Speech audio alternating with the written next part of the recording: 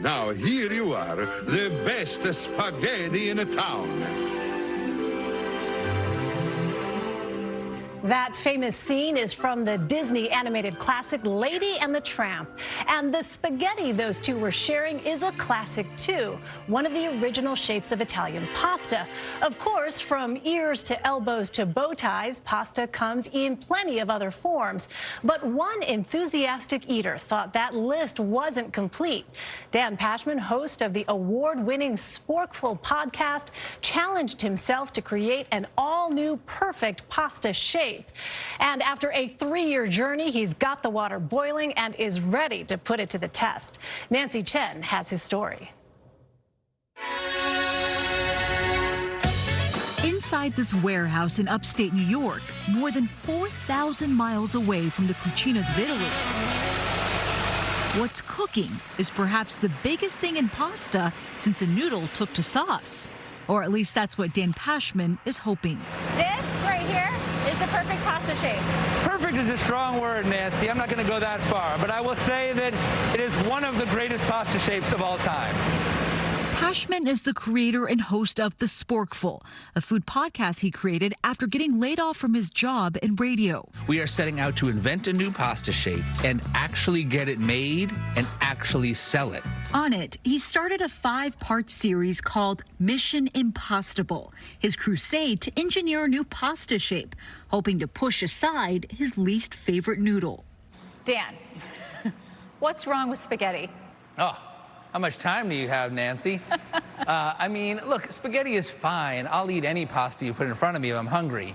But it's just a tube. It doesn't do very much. And I just think that we can do better.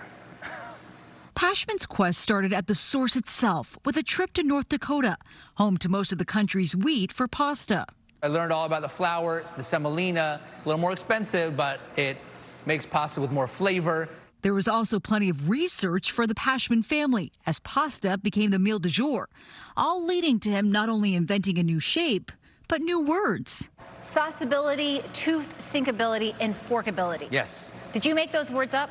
I did, yes. I've come up with these 3 metrics by which I judge all pasta shapes. So, forkability, which is how easy is it to get it on your fork and keep it there. Sauceability, how readily does sauce adhere. And toothsinkability, which is how satisfying is it to sink your teeth into it. And a lot of pasta shapes are great at 1 or 2 of these 3 things, but very few nail all 3. There's a lot of science to this, it seems. There is. There's science and pseudoscience. Even armed with its own vocabulary, Dan's idea quickly proved more difficult than he ever imagined. I finally get a pasta dye company to take me seriously. I get a company who'll make the pasta. I get the materials for the dye. Then the shape I've conceived turns out to be physically impossible. I wanted this combination of mafalda and bucatini so it would have a tube component and a ruffle component. But the dough only passes. What's clear is pasta had taken over Dan Pashman's life as he sunk nearly $10,000 of his own money into the project, his family along for the ride.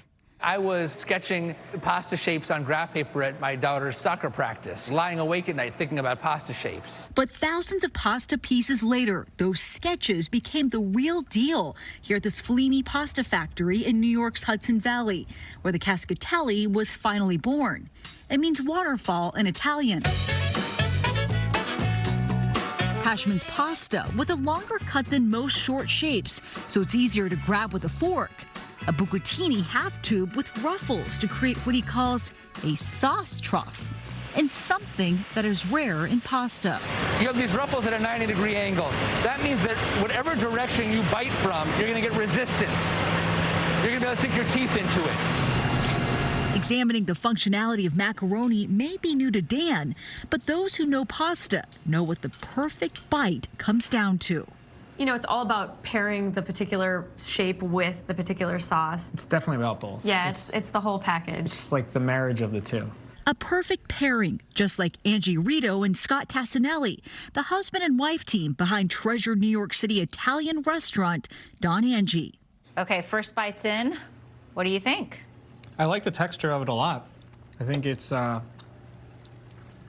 holds the sauce really well. It definitely sticks to the fork really well. Right. This feels like a very substantial meal. I gave it a thumbs up. I think it's really good. Does it win your endorsement? No, I want to create a pasta shape. While Pashman's new noodle fared well with these chefs, we wanted to take it to someone else who has strong opinions on food and isn't afraid to share them. I know the pasta because I cook all my life. An Italian grandmother. You can see my house. I have all the pasta.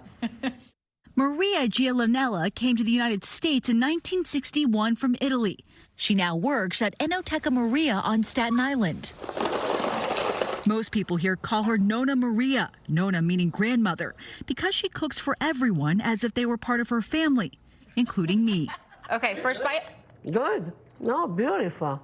So it gets the Nonna seal of approval? Yeah. See?